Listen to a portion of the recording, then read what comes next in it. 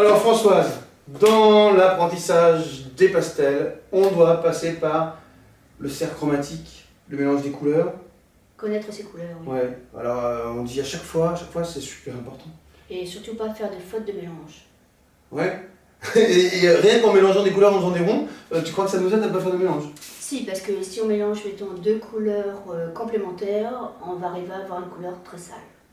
D'accord. Donc il y a une logique à respecter. Bon.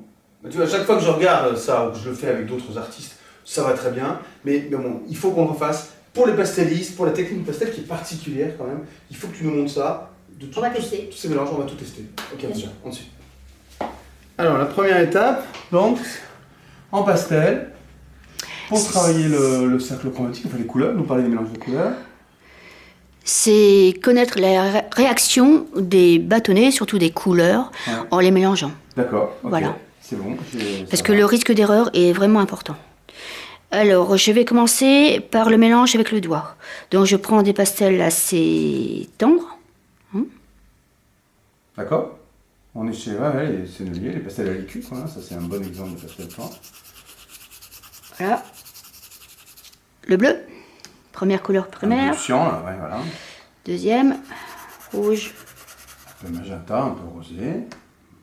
Toujours beau, je trouve, quand on pose ça. Et le jaune. Voilà. Facile. On s'essuie un peu les doigts. Ouais. Ensuite, alors, on prend le jaune et le bleu. Je ne vais pas les mélanger, mais je vais mettre à côté.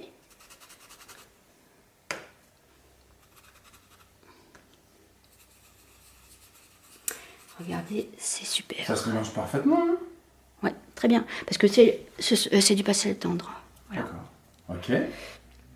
Ensuite, bleu et rouge. Voilà. Ah, c'est dingue. Deuxième couleur secondaire. Et la troisième, donc, le rouge, Magenta. le jaune, Première citron. qui, logiquement, vont nous donner du orange. Mais As-tu un doute? Non.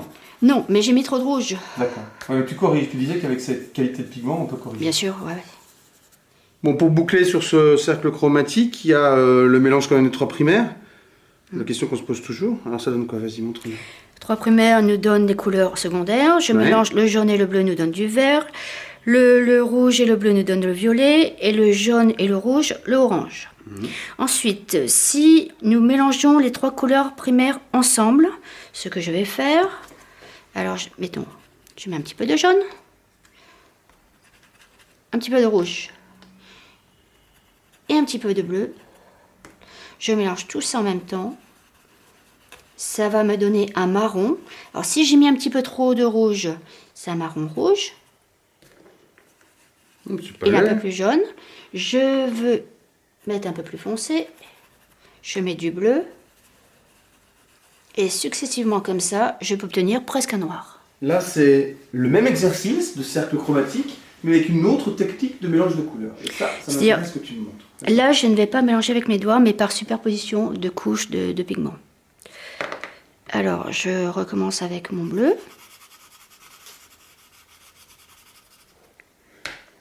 Rouge. Je fais un peu plus vite. Hein. Ça va, là, il n'y a pas de problème technique là. Non, non. Jaune. Regardez mon geste. Je ne fais pas toujours dans le même sens. Oui. Pour mettre vraiment dans les petits trous, je tourne au niveau de ma main. Alors ensuite, bien sûr, là, j'ai pas de mélange, hein, puisque je veux les couleurs primaires. Maintenant, les couleurs secondaires. Donc, là, regardez bien, là. Voilà. Ensuite. Ouais, ok, c'est pas le même geste du tout. Voilà. Et là, on voit quand même les petits grains du support. Regardez. Voilà.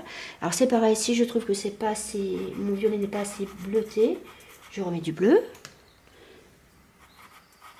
Je remets du rouge. Alors nous avons un fondu, mais beaucoup plus léger et surtout, le pigment n'est pas écrasé. Je continue au niveau, voilà, pour obtenir du orange. C'est-à-dire qu'on voit, tu vois, dans ce violet, on voit de quoi il est fait. On voit qu'il est fait de bleu et de rouge. Ouais. On a la même illusion au final. Et c'est ça aussi la beauté du pastel. Bah ouais. C'est rechercher, voir le travail. Voilà. Voilà, je remets un petit peu de rouge. Alors, toujours tourner au niveau du geste. Pas faire quelque chose de répétitif. Oups, j'ai failli me tromper. Etc. Et là, donc j'ai obtenu l'orange. Maintenant, alors tu préfères quelle technique toi? Ça dépend des moyens? ça dépend du sujet, ça dépend le papier, ça dépend de mon humeur, ça dépend de plein de choses. Mais c'est vrai que ça souille plus le pastel. Le bâton, il est un peu plus coloré par l'autre couleur. Oui, c'est pour ça qu'il faut absolument les mélanger, enfin nettoyer toujours, même ses doigts, hein. Ouais, même ses doigts. Ouais. Là, j'ai pas trop le temps, mais vraiment, c'est indispensable. Toujours avoir un travail propre. Je vais continuer aussi, hein, finir là cette petite démo. C'est-à-dire, bien sûr, pour obtenir une couleur assez foncée. Alors, vous avez vu tout à l'heure, soit le marron rouge, bien sûr, suivant le pigment, la quantité de pigment. Voilà. Vous voyez, je laisse comme ça, j'ai un marron un petit peu rouge. Ouais. Je veux le ternir. Comme tout à l'heure. Hein. Je mets du bleu. Vous voyez? Ouais, c'est riche de couleurs, on les voit toutes là. Voilà, c'est vraiment la beauté du pastel. En plissant les yeux, tu vois que c'est un marron, et sinon, si tu regardes de près, tu vois tout le mélange de tous les pigments. Voilà, et souvent le pastel, il faut le regarder avec, s'éloigner un tout petit peu.